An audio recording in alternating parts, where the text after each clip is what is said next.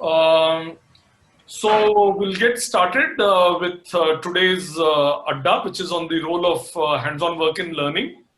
And my name is Vishnu Agnihotri, one of the co-founders of GenWise. And today we have with us three panelists, Himadri Das, Rachit Rawat, and Murli. I'll just introduce them, and yeah, as I introduce, you can sort of wave your hand also. So, so Himadri, in his sort of day job and day role, he has studied both architecture and urban design. He's worked in different organizations as an urbanist, and in the last few years, he's more of a teacher where he teaches architecture and some aspects of urban design. He's from the School of Planning and Architecture in Delhi. He has a master's degree from there. But we did not meet because of his role as an architect. I met him because he's the co-founder of a very interesting organization called Repair Cafe. I think there are several repair cafes around the world, and he's the co-founder of Repair Cafe Bangalore. Repair Cafe Bangalore is a very interesting organization, and Soumya will probably share on chat a small book for children which Himadri had written. It's available for free on storyweaver.com, and you can order it as a Pratham book. So the whole Repair Cafe movement, and maybe he'll tell you more about it, is about sustainability, about recycling, about extending the life of things, which I think was a very strong virtue in India till 2-3 decades ago, and maybe we are trying to recover it now. So, but in that process, of course, DIY, do-it-yourself skills are very important. The ability to troubleshoot, pick up something, understand it. And Himadri has been doing such things. He's been, learning stuff himself, like how to do small repairs to a bicycle, and of course, facilitating with other coaches these repair workshops, which were offline till recently. Now they're experimenting online. And one of the things which I think will be very interesting to many of the parents on this group and educators is they've started doing something with children called Tinker Kids, where the home becomes a learning environment, and he will talk about that also today. So welcome, Himadri. Thanks for taking out time. Yeah. So thanks, Vishnu. Happy to be here. Great. So then, yeah, let me introduce Rachit now. So Rachit, by background, he's an electronics engineer. More than 10 years he's been in this. He's been designing analog circuits. He has a master's degree in electronics from Indian Institute of Science. His day job today is to do something quite interesting. So babies, when they are sleeping in a cradle, research shows that if you can catch when they are likely to wake up, right, and mothers typically can make this out by their movements and so on. If you can at that point of time rock them in a certain way or move them in a certain way, then they continue to sleep. So Rachit and his company CradleWise are trying to apply this intelligence to have an intelligent cradle, right? And so it's very, very interesting work. So they're working with vendors in China and so on to make it happen. So even in his day job, of course, there is a fair amount of intersection of hands-on and theoretical design. But in his own sort of hobbies, he's very interested in music and audio systems. That led him into woodworking because he wanted to have good speakers with the right kind of properties of wood, or stands for headsets and so on. And that led him into, woodwork. So he's picked up some basic woodworking skills.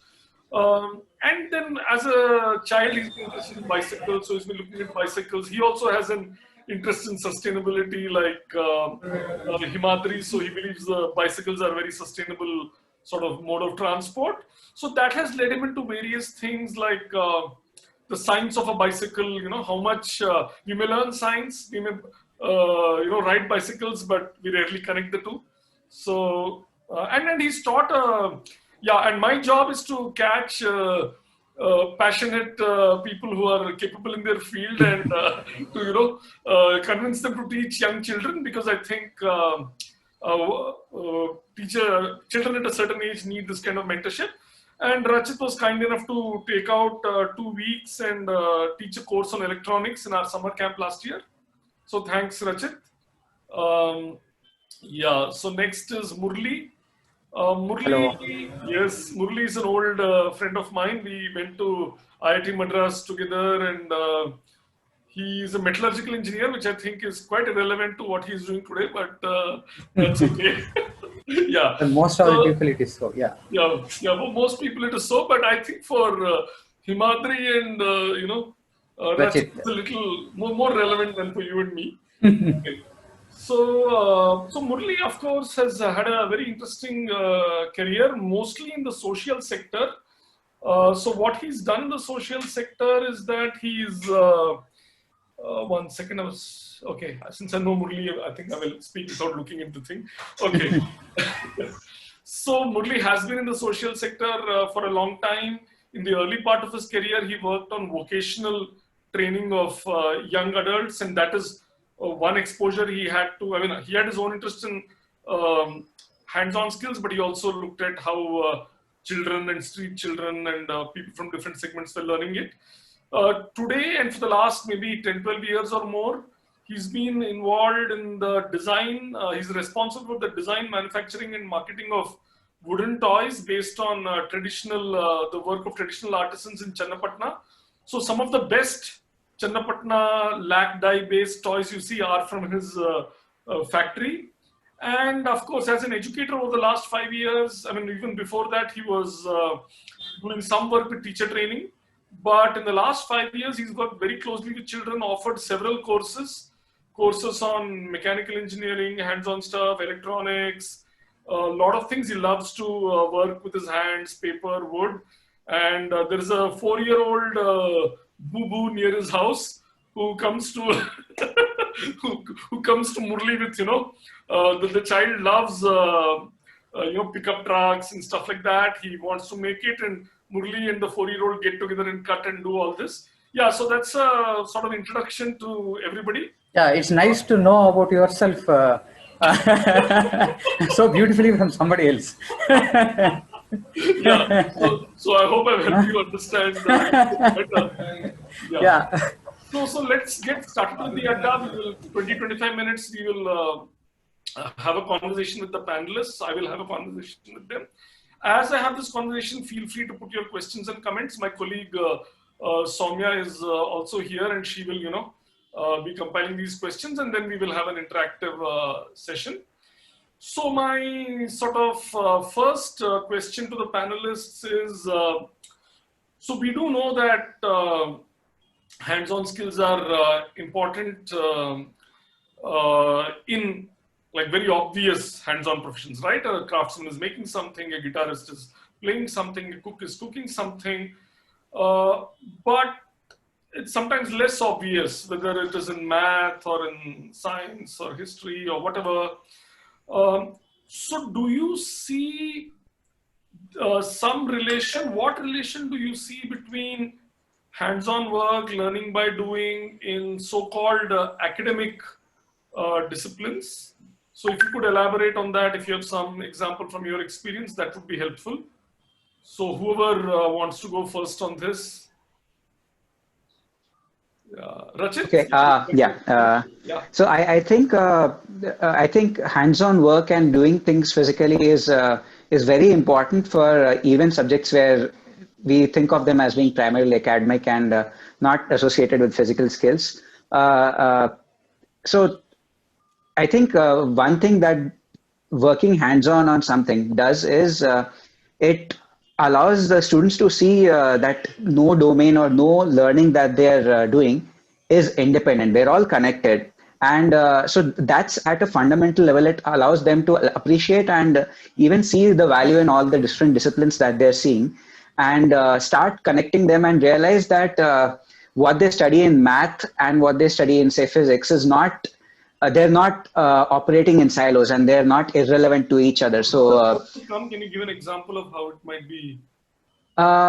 Okay, so maths and physics could be, I can give you an example from something that I had when I was younger, and we were learning differentiation and calculus, and there was this maximization and minimization that we were learning. And at a certain point, there was this problem of finding out what's the right length of a rope. There's a pole in the ground, and there is a length of the rope you need to find, which when you tie it to the top of the pole and tug on it, standing on the ground, will apply the least amount of bending force on the pole.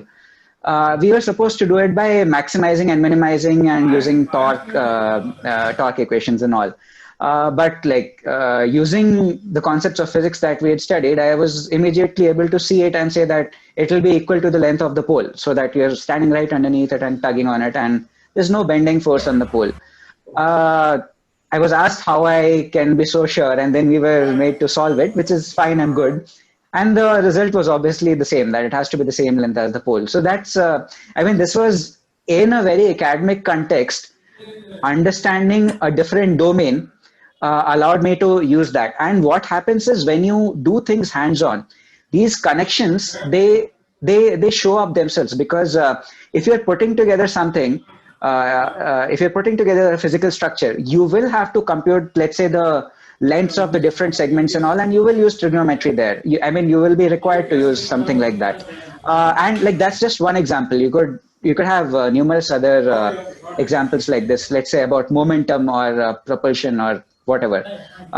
So the point was that doing things hands-on allows a student to inherently appreciate and understand this interconnectedness of things, which I think is very important to, one, develop a genuine interest in learning. Second, have a clear and coherent picture of the world around them.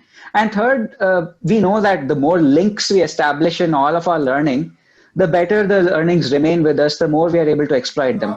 So in this way, I think it's extremely important and useful. Thanks, Rachit. Himadri, would you like to share something on this? Yeah. So yes, this is particularly important and something that we noticed in a program that we ran for children. It was basically called Tinker Kinder, and the idea was basic to bring children and expose them to repair of various types. Essentially, we're a repair cafe, so we dabble in a lot of repair-related things, but that's also hands-on. Eventually, repair is something that is nothing but hands-on. So in that context, for example, we found that in the woodworking workshops, we had discussions with the students about with the participants, and we found that we asked them to come back to us with their perception of some problems they had with the woodwork at home. And then some of them, it was during the rainy season, and some of them came back with the thing about the wood swelling up during the monsoons. Now that for the child to have been explained that concept through a book, which says that the moisture gets in there, it tends to something sort of tends to it tends to expand, and therefore there's thickening of this thing. But having actually experienced the fact that the door is shutting and the door is not shutting, or it's hard to shut the door, so that learning is something that is going to stay with the child forever. So that's where I feel that yes, physics, particularly physics, because that's very close to hands-on, and chemistry. Yes, also chemistry, because let me say, for example, we asked the children to, in the plumbing repair workshop, we asked them to clean up the shower heads and to use white vinegar for it. And we found they went around looking the house for white vinegar, and they found, and that was during the lockdown time. So some of them couldn't find white vinegar. So what to do? So improvisations were made. So somebody used some kind of just a normal cleaner, which they use it for the glass. Somebody used Harpic, and so we had an opportunity to explain to them that what is definitely not to do, because as chemical compounds go, they have different sort of reactions with human skin. Again, so it's a fantastic opportunity for driving home certain points. And like Rachit said, that it's really about this interconnectedness. And yeah, that's what I like to say. Great point. So one thing you're saying is that you're observing things around more carefully, like the door not closing because of something, and also the improvisation you said. So now you're forced to relate the constraints in the real world. Yeah, thanks. Murli, do you Yeah. have something to say on this? Yeah. Yeah, in the context of hands-on skills and academics, because very often when you say hands-on, it can be looked at in so many different ways. But specifically, you asked about what is the role of hands-on in relation to academics. Yes, see, in academics, in school or in college, we learn a lot of concepts, right? So once you learn the concepts, I think I understood the concept in a particular way. But only when you apply it and do something, my understanding gets strengthened. Or I get a feel of it. See, it's being used in so many ways in schools also, practicals, project work, so many ways people try to bring it into academics and do it. My experience has been that only last several years when I started doing some sessions for children through GenWise, I actually understood certain concepts which I thought I actually knew, even what I understood in engineering. Most basic concepts, even in geometry or physics and chemistry, which I probably would have written half a page about it and used that concept to solve problems theoretically. When you actually held a material and did something, the way it strikes you is entirely different. I'll give some examples. We did a course on structures. Course on structures. Generally, by the time you go for 11th standard, 12th standard engineering, you simply learn that a triangle is the most rigid body. You know that triangle is the most rigid body. But when you actually tend to construct something with some materials and start doing it, the import of it comes so strongly to you. I saw children cutting a piece of paper like a triangle and saying that must be the strongest strength. Then I understood that they're actually not understanding that the shape of the triangle is not strong. It's actually the form, the three trusses that are there, the geometry, that is what makes it rigid and immovable. Somewhere by saying triangle is the strongest rigid body truss, you might say it, but then in understanding as a child, you might not have got it.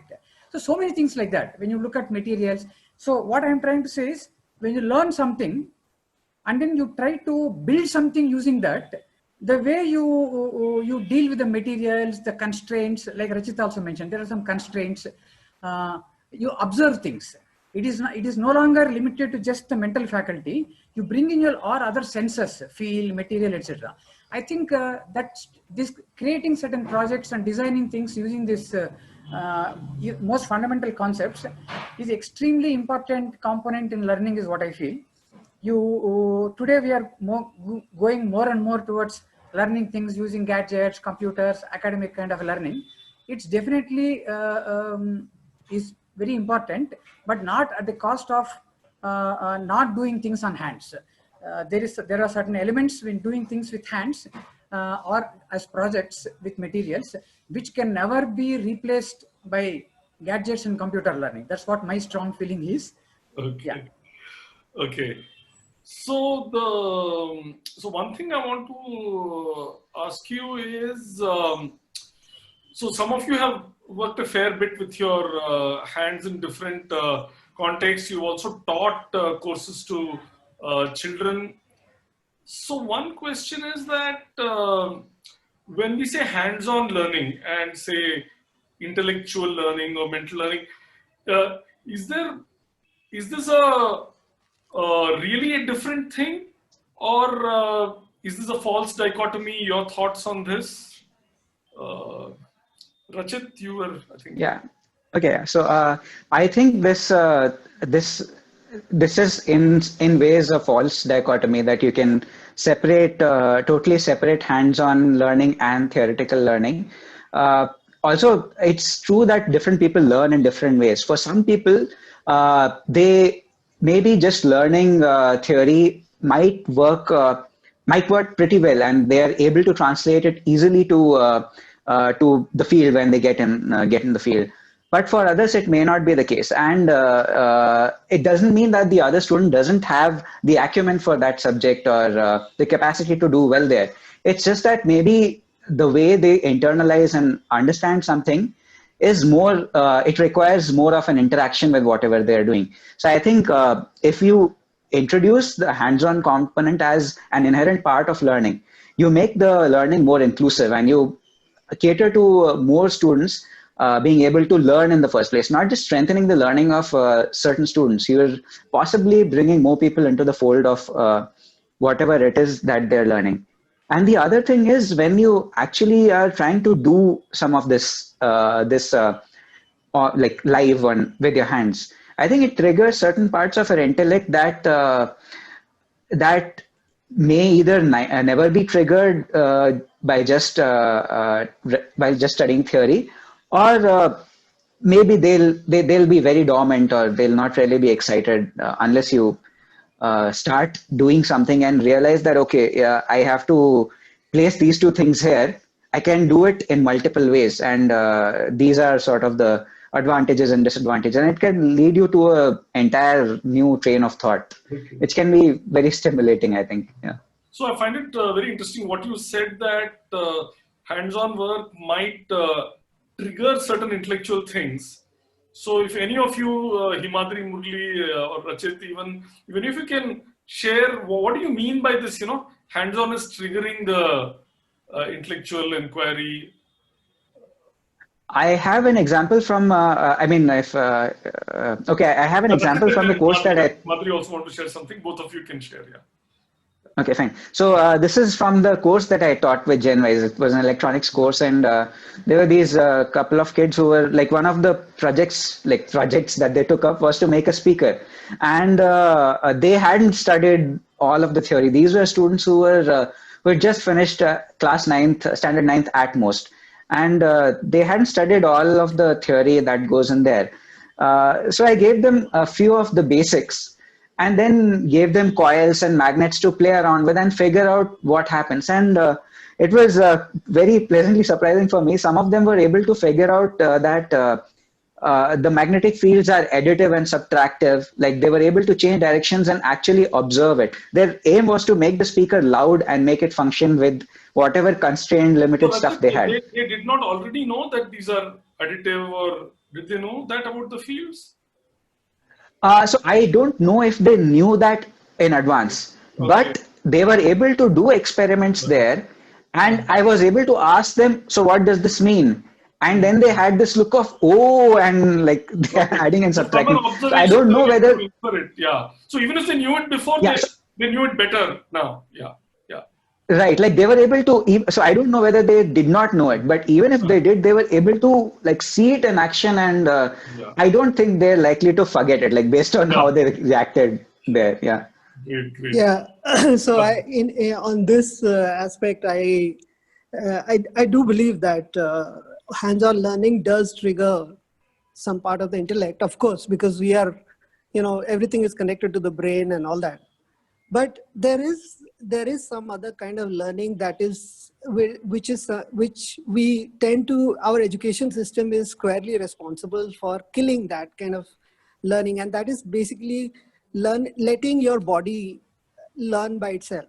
There are things that the body can do by itself, so it's, for example, is it the chicken or the egg? I mean, it's a chicken or the egg dilemma. That is it the mind which is leading everything, or is it the other thing that is also leading the mind to develop? I mean, if that is the discussion here, then I would say that yes, there are some parts of it which is done by triggering the intellect, but there's still a large portion of it which is actually a sort of learning which the body itself does. I mean, as an example, for just to illustrate this whole thing, one thing is, sports. For example, a footballer who is a center forward and he is going in to make a goal. Do you really think that he is going through this whole thing? He has thought the whole thing through? No, it is a strategy which he has repeated it. So it's there in his brain, but it is something that comes naturally at the moment his body knows what to do. He's not thinking that should I put my left foot or my right foot forward. Then he's never going to really make it. You know, our great batsman, this guy Virender Sehwag, he used to be a a player that would just, you know, they said he had no footwork. So in cricketing manuals, that means that it's not the way it's done in a methodical way. But he was a fantastic player and devastating opener. And lastly, I want to say, you know, that a professor of mine in architecture used to ask me, you know, that why is it that in music there are what one calls young children who can excel, you know. In art there are, in many forms of performance and drama there are those young people who can excel and be much beyond their years, which means that this whole thing is not really dependent on their intellect, but it's just that their body knows how to do it, and that's how they excel. But among architects, he said that there are none of those. So why is that? And we had a lot of discussion about that. You know, what is it about architecture that needs your intellect to develop as well? So I think that's where I think it clearly makes a difference between what your body can do by itself and there is intellect. Of course, those two are connected, but in early stage, I feel that is the other part, the learning of the body, which is very important, and that's why hands-on is important. So Himadri, this is extremely interesting. What you said about why, you know, the architects, why do you have to, you know, go through a certain process to be a good architect? Though maybe some of the ground is laid even, you know, at a younger age in terms of how you see things. And I very quickly want to mention what cognitive scientists say. And to be honest, I don't think learning is fully understood. And we are learning about learning, but cognitive scientists say that there are broadly 3 types of learning. One is perceptual learning. For example, a radiologist looking at an X-ray and a pattern and figuring out, you know, that this is some issue. And yes, architects or artists also have some of that perceptual sort of learning has to happen. The second is skill-based learning, like football or playing the guitar or something like that. And the third is conceptual learning. And I do think from my own experience that these 3 things are related. And to be, you know, sometimes really good at something, these 3 things need to come together either in the individual or in a team. And sometimes in a team, you might use someone else's help. So if some of you have seen Big Bang Theory and Sheldon, so Sheldon perhaps is not a great one for hands-on, right? To be a balanced human being, he may need to have a minimum level of hands-on thing, but then maybe he needs people in the team like that, you know, Moskowitz or whoever to do the other part. So I'm going to, I just looked at the questions very briefly. So I'm going to change track a little bit and then we still have half an hour to talk. Can I add something, Vishnu? Yeah, please. Yeah. Coming to this, is there a dichotomy with respect to academic learning and hands-on? Actually, there is no dichotomy. They are not like opposing each other at all. There is nothing that says that they two are contradicting with each other. It's just that today there is more and more importance being given to theoretical kind of a learning and the less importance to doing things with hands. That's the only gap I feel is there. Second most important thing I feel is, like Rachit and Himadri also pointed out, when hands-on bringing also brings in a lot of constraints, right? Like in theory, suppose you have a dream and you want to dream and do whatever you want to achieve and do. It's very possible in dream because there are no constraints there at all. But whereas in hands-on learning, I look at hands-on learning like that. In hands-on learning, there are severe constraints. The constraints of material, the constraints of tools, the constraint of your energy, body, all those things bring in. So the way you learn and understand things are very, very unique in hands-on learning. So I feel, suppose I have to make something in a limited period of time. The most important thing is when I was having this discussion with Himadri last time, a few days back, this point strongly came up. Hands-on learning actually brings you in touch with reality. mental learning is more like, if I want to exaggerate it, it's more like dreaming. In a dream, you can have anything that you want, right? Whereas in hands-on learning, you have to use your own body, the limits, materials in constraints. So that's a very, very beautiful, important component that makes you more grounded. That's why when I sometimes talk to people and say, how do you design hands-on activities? I'm saying it's not just making something practical. No, it is not just doing something with hands. What components you have to bring in hands-on activity is respect for materials. It brings in understanding of your own limitations. Uh, while working with students in building a egg drop activity and some activities we just did for children, what I realized is, if you have unlimited resources, unlimited time, you tend not to respect it. You do it in a particular way. Whereas if you have limited things to do, and you have to do with your own body, hands, and within the time frame, the way you deal with that is very different. So that component of learning is what hands-on bringing should bring into it. I'm not talking here about, I see certain courses with Arduinos, with computers, etc. There is a relevance to that. I'm saying absolutely, I'm not saying anything no to that. The more you bring it down to the level of basics, basic building blocks, the kind of learning that brings in hands-on is very different from the aspect of trying to do something practically. I'm more interested in the part of how do you, because if you take Montessori, what little bit observations I have, some of you parents who are there also, there is something called practical skills. While doing things, children are taught to use materials in a particular way, put it back in a particular way. They have practicals like lacing the shoe, putting the button. Children are taught like that. Nowadays, I feel with the kind of learning, teaching happening in children, even for school, college students, we should bring in these practical skills back into life is what I strongly feel. Because somewhere we have forgotten how to respect the materials around us. We forgot, see, the moment you have a power tool in hand, the way you drill a hole is very different from holding a screwdriver and fixing a nut. There is a kind of a respect and element that comes in, and you understand your limitations. The more power you have in hands, the more kind of arrogant you become. Nothing wrong in learning and becoming more knowledgeable, but somewhere as a human being, we become more irresponsible and kind of, see, it's simply like dad has given you a debit card and you are not earning, but you can do whatever you want to do with that. Whereas if you earn and understand your limitation, the value you see is very different.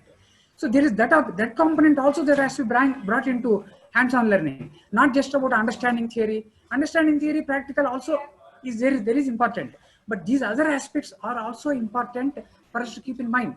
That's what has to be brought to children. That's what is very important component. Himadri was mentioning about sustain.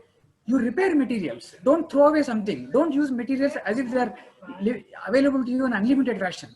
So many other components come into play in hands-on activity. That's how I understand hands-on activity.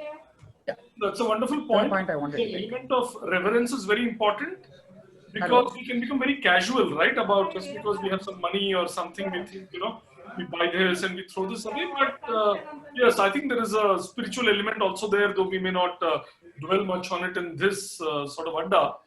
So, we have about 20-25 minutes left, and I'm going to pick another question. Rachit, yeah, quickly, if you need to say just one thing. I would not even call it spiritual. It's simply dignity of labor. Like, I think hands-on work instills a dignity, appreciation of dignity of labor. Yeah, that's all I wanted to say. So that's one part of it, and I think, taking things for granted. So today, one of the, I think Ruchi in the chat box, I think in the first 5 minutes of this adda, she asked the question that all this is great and conceptually, this is fine, but children seem to be, a lot into video games, maybe addicted at sometimes, and I think she has a doubt whether children are even motivated to do this kind of hands-on work we are talking about. And Murli, I remember you telling me on multiple occasions as a teacher, when you're working with these children, you feel that everyone has a desire to sort of build something and do something. So are these contradictory? I know we've run many summer camps, we've done these things, So I would like your views on this, the others' views, and maybe even Soumya, who's with GenWise and has run some of these camps. Maybe all of you can share your views on motivating today's child. Is it really an issue? Do they have that inbuilt motivation, or does something special need to be done? Yeah, Murli, please go ahead. Yeah, I see. It depends on. It definitely depends from child to child. Some people are more interested in doing. Some people are not so interested in physically engaging, but more mentally wanting to do. Those differences definitely are there. So we can't apply one kind of a solution for everything. But generally, what I feel is there is a sense of fulfillment when you accomplish something, right? There's a sense of fulfillment when you do and accomplish something. Like the most basic thing, you tend to build, construct, and do and complete it. It makes you feel as if you have done and attached. That's what I have noticed in all of children. So according to the child's interest, you must encourage them. That's why I'm saying hands-on need not be treated as only what do you call cutting, doing, and those kind of things. Not necessary. Anything that you want to do, let there be a physical element to that and encourage the child. Mind tends to become lazy, that's very sure.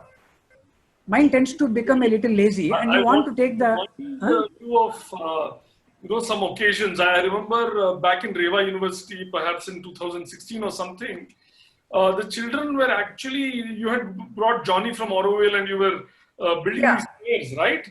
Correct. These children were actually Correct. We had, for example, I will. Yeah. Go on. Yeah, we did some small workshop on carpentry, and we were doubtful whether children will spend that much time sanding, polishing, and wanting to complete a product. But to my surprise, I realized that was the most interesting time they spent. They took a piece of wood, they took a sandpaper, and then they polished it so well and nicely, and that's what they got most engaged in. And they asked for extra classes. They worked on sand. They wanted to leave some other class and then wanted to join there. And they finished it, they painted it, they sanded it, they spent more time on that. And they finally, when they put it together, there's a sense of fulfillment, satisfaction in them. So all our apprehension that, this may be a complete failure of an activity, it was proved wrong there. They were so enthusiastic to do. They actually took away time from some other activities. Yeah. And these are the same children who called their parents and complained to them that our mobile phones have been taken away. Yeah. Right? So somewhere I think something is happening here.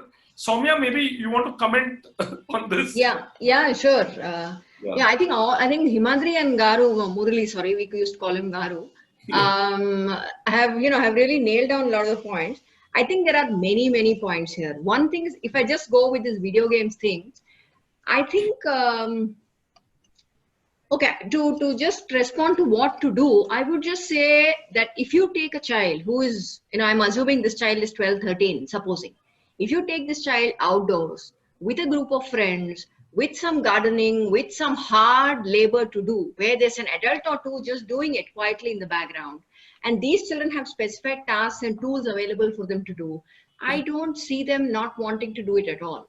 The important thing is that this has to happen along with meeting their other needs, which, for example, at 12, 13, there's also a very strong social need.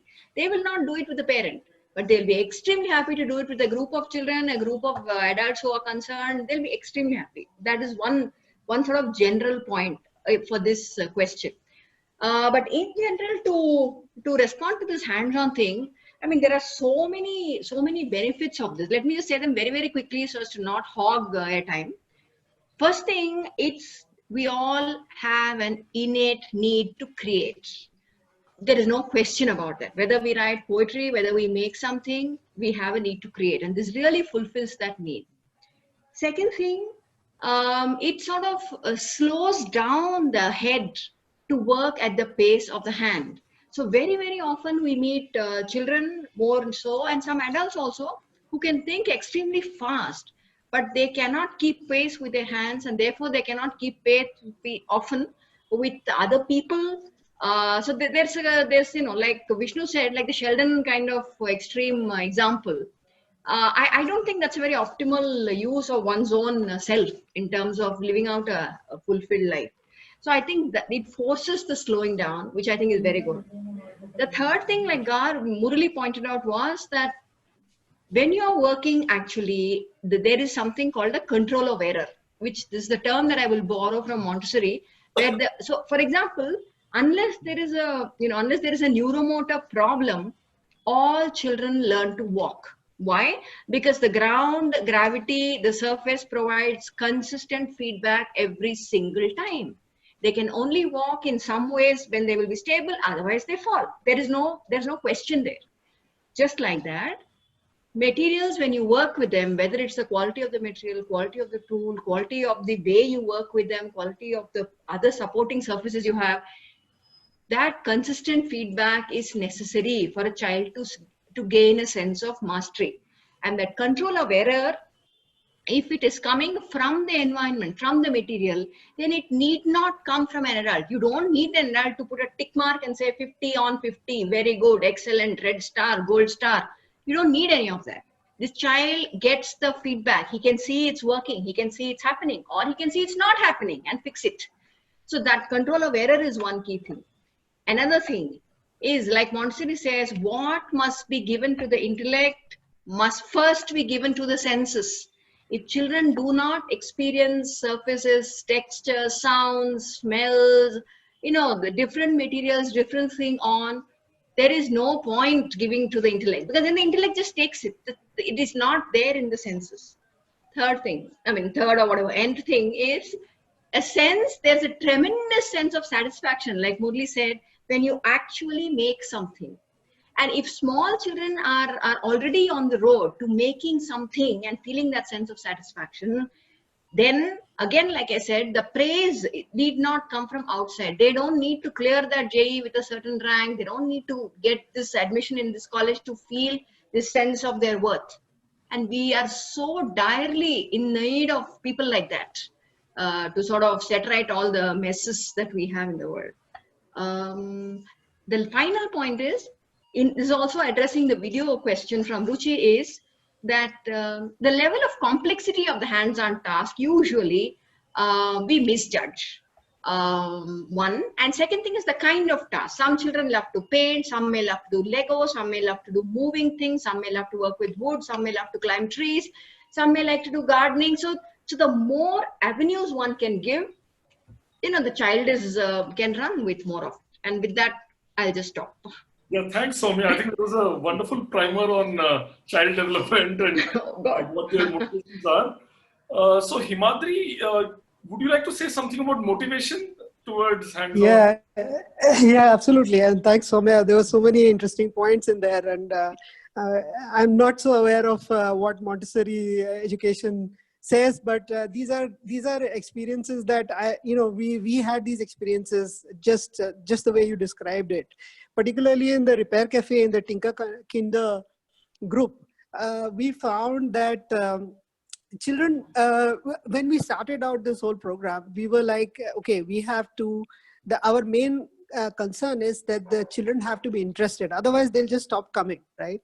So so the fact that they stayed on for all the sessions, which went on for like 4 or 5 weeks, they came back assiduously having done the assignments, and every time coming back and presenting their assignments very excitedly, and always asking questions about the other, how the other ones have done. So I think that really, at a time when we are doing this online, one big thing is this whole social group, because and I guess more than us, we can still, using our intellect, we can still understand this Zoom meeting where we know that electronically speaking we are all together, but for children to also get that feeling through a common platform, I thought that was a good, it was a good indication that children really want to get out. And particularly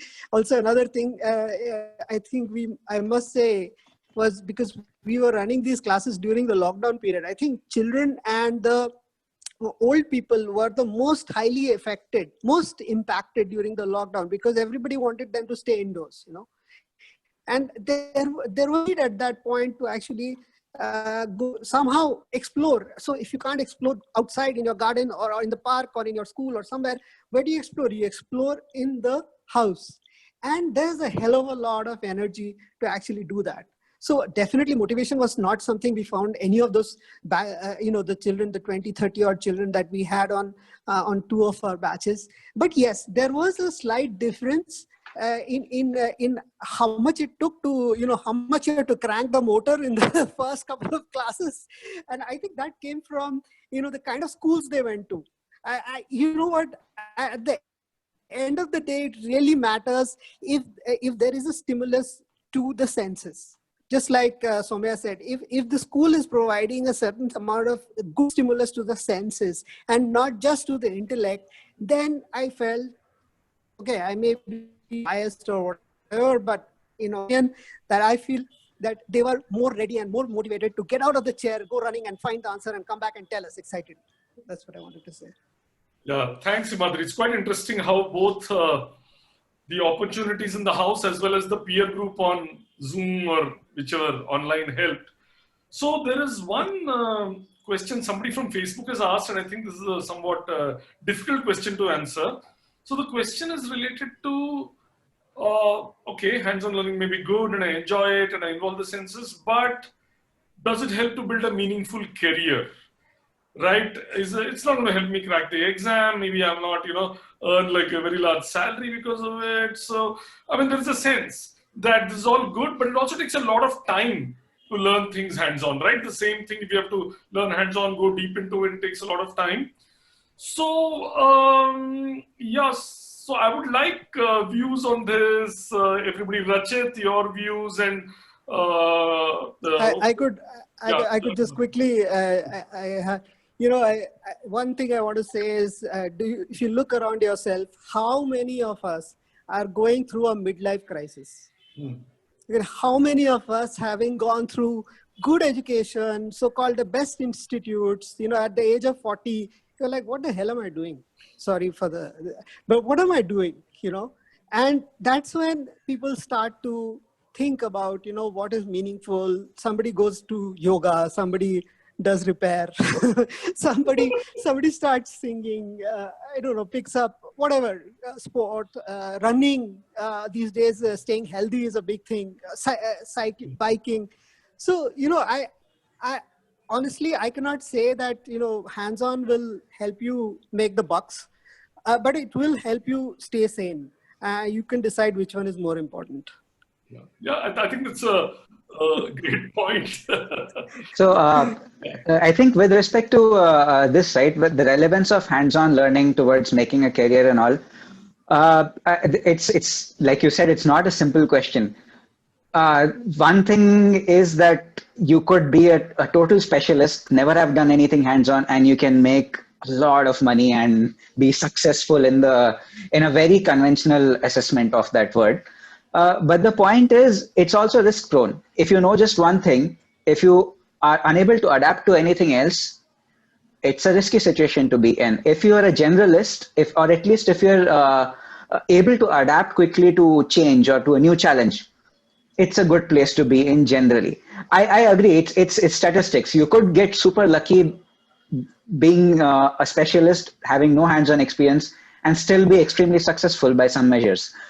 But it has its risks. What working hands-on allows is it instills a sense of confidence in whoever is doing it. Like they can take up a problem, or they can see a problem and they can do something to solve it. They can build something, or they can put together something, use whatever they have. They realize that they can become resourceful enough to go out there and solve this certain thing that they were faced with, which is frankly a very important thing, even in terms of a profession. Because even if you're a specialist in a corporate, in a very specialized field, which I was for a certain part of my life, there are always new challenges, and there are always new ways to, the people who are valued most are the ones who can find new ways of, or more efficient ways, or more elegant, simple ways of solving a certain technical problem. Like Murli was saying earlier, if you have infinite resources, it's not that big a deal. The other thing is, it gives you a sense of ownership. And if you look at a startup, right, I don't know how many of us here would be looking at that kind of a thing. But if a person goes into a startup, right? If they're a founder, or even if they're one of the early employees, being a specialist, saying, "Okay, I will do only this thing, but I will do this extremely well," is not really what is the requirement of a startup. And being successful at a startup is, I think, a fairly, in today's day and age, fairly decent measure of how well you're prepared for a successful life, a successful career. I'm not even talking about being sane, being a well-rounded person. I'm talking about just assessment by very conventional standards. Just want to add quickly something to what Rachit is saying. See, so there are a couple of aspects of this hands-on, right? So one is, I think what I'm saying, and perhaps the panelists agree with me, is that a certain bare level of hands-on engagement is sort of important for everybody, right? So in fact, the new national education policy recognizes that. It's saying between grade 6 and grade 8, everyone will have to go through some vocational training. And I'm very optimistic, though I know past attempts have not been great, but I think there is a lot of seriousness. And you may be a mathematician later, right? Complete abstract numbers and so on, but somehow this has affected you. And there may be certain people who might just flourish in this whole hands-on thing. It is just like everyone needs to know a basic level of biology or basic level of math. This is a certain basic level everybody must look at. So we have only 5 minutes left, and one thing I wanted to check, I know there are questions about career, school, some other things. I know that we have the co-founders of a very interesting school in Pune called DLRC on this meeting. And I was wondering if, Ajay, you have any thoughts on this issue of culture, what schools, or of career, and what schools can do. If you have some thoughts, would you like to share? And you can just turn on, unmute yourself and speak. Yeah. Hi, Ajay. Yeah, sure. Thank you. Thanks for asking me to share my thoughts. So, I would say that in our experience, the hands-on learning is immediate. Hear you very, can't hear me. Are you in a moving vehicle? Or? Okay. So maybe disabling video might help the audio come through better. Okay, I have disabled the video. Is it better now? Yeah. Okay, perfect. Thank you. Yeah, so in our experience, what we find is that by incorporating the hands-on component, we are able to cover more than what we had anticipated. Secondly, the child's curiosity gets satiated in the process, or they become more curious to know something more. So if anything, some avenues that would have been closed earlier open up for the child. And I give you a very simple example, which is connected to, I think I have heard about woodworking and those other things that the kids we tend to make the kids do with hands, is we ask the children to make a simple table using a flat wood and some pegs. And they looked at it and said, "Oh, this is so easy. We can do it." And guess what? After they had gone through and making it, they appreciated the work of the carpenter. They appreciated the tools they had to use in the process. And they really felt, they understood the labor that the carpenter goes through to make a chair or a table. And to date, and now that table was made 5 years ago, till to date, the kids really appreciate having that table and use it.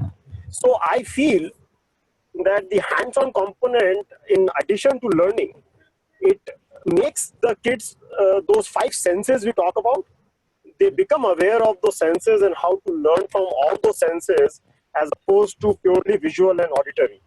And that is, so we feel that it brings a bit of a grounding, humbleness, and appreciation for learning beyond the book. Okay. Ajay, the first point you made, that you said that we are actually able to cover more, that seems a little counterintuitive. Like, can you elaborate on that? Yeah, I think sorry, Ajay, I think Mona has indicated she would also like to add. Yeah, so please, either of you.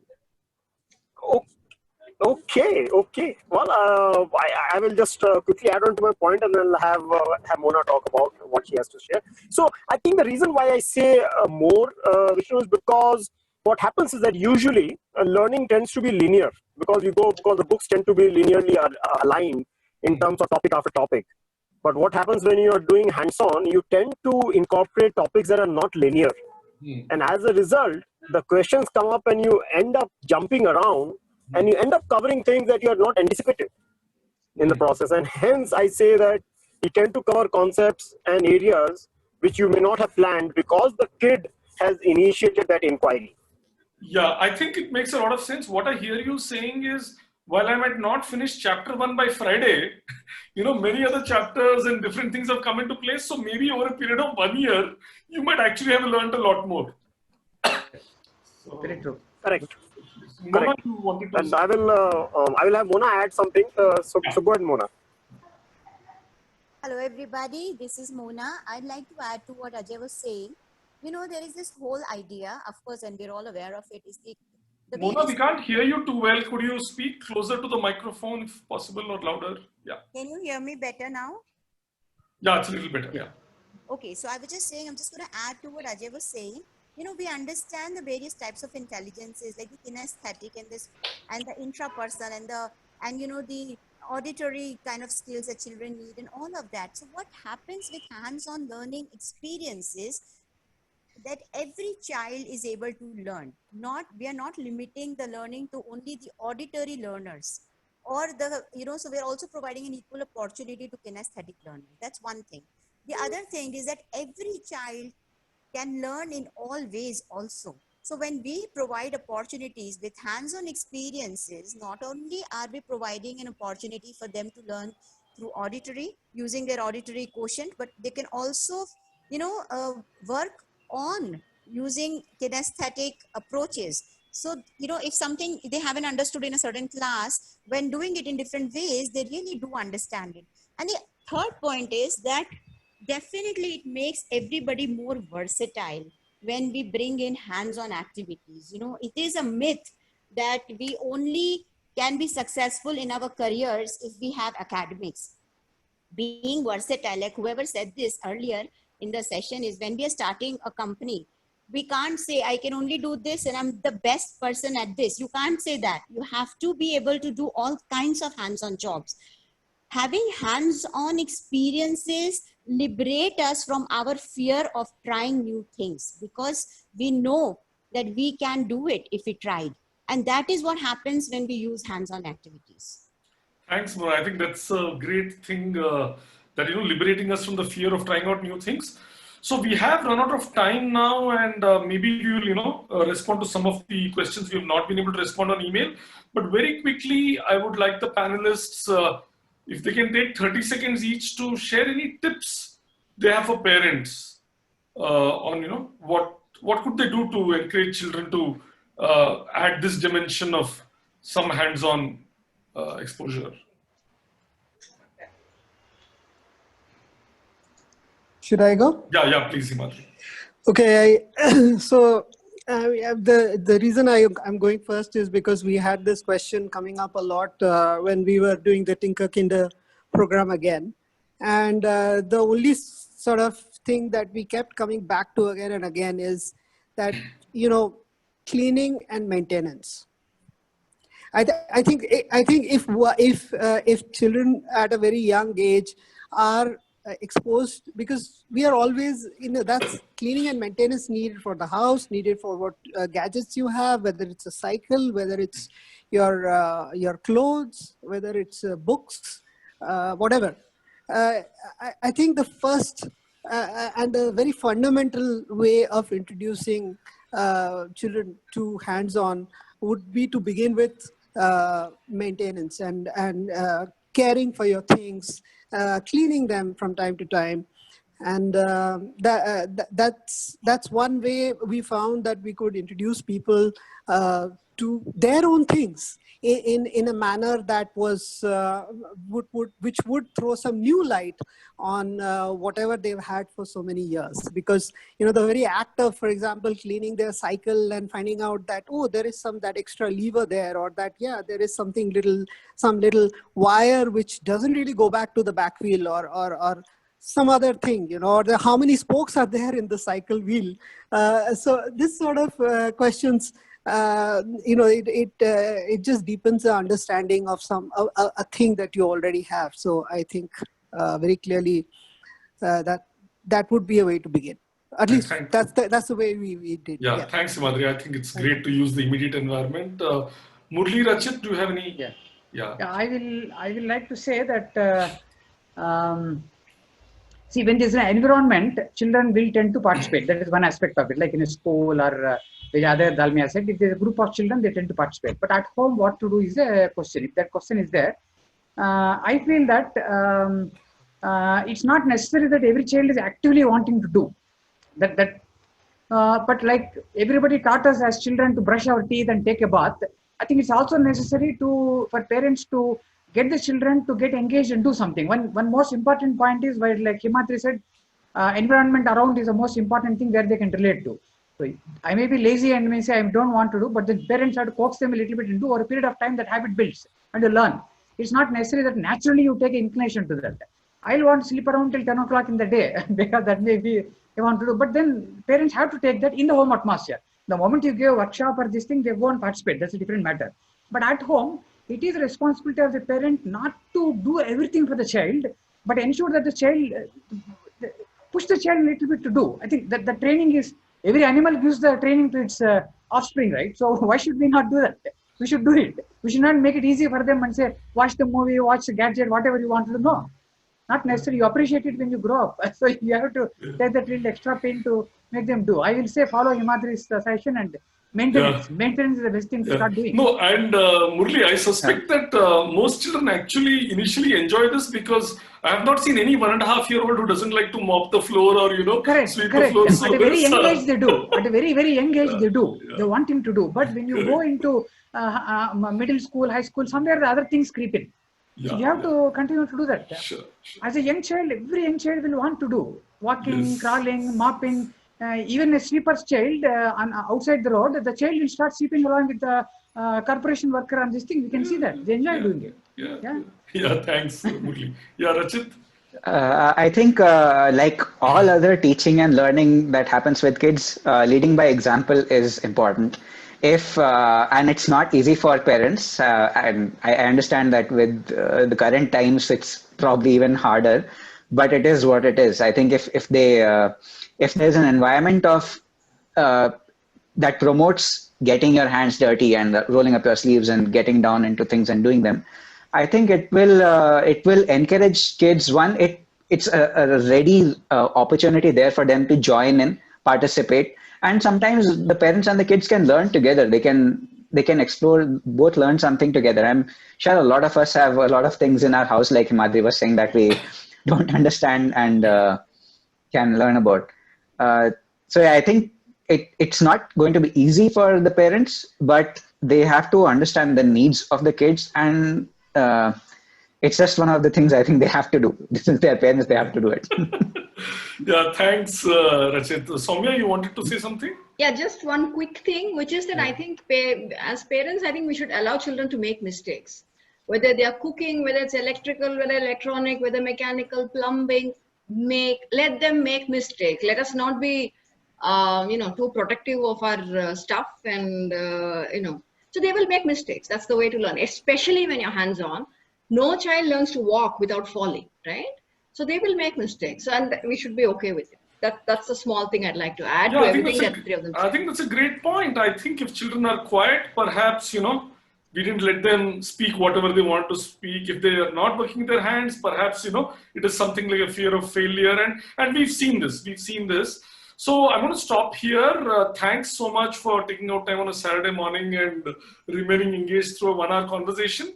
So we will keep you posted about our next Adda. It's not yet there up on our website, Perhaps it is going to be on women in STEM, right? We would like to encourage a lot more women to come into STEM. We think a lot of them are fundamentally interested, but the social mirrors, the messages that social mirrors are subtly or not so subtly giving them, sort of are preventing them from coming into that. So we will share the dates of that in the next few Addas. So thanks again and have a great rest of the weekend. Bye. Thank you, people. Thank you. Yeah.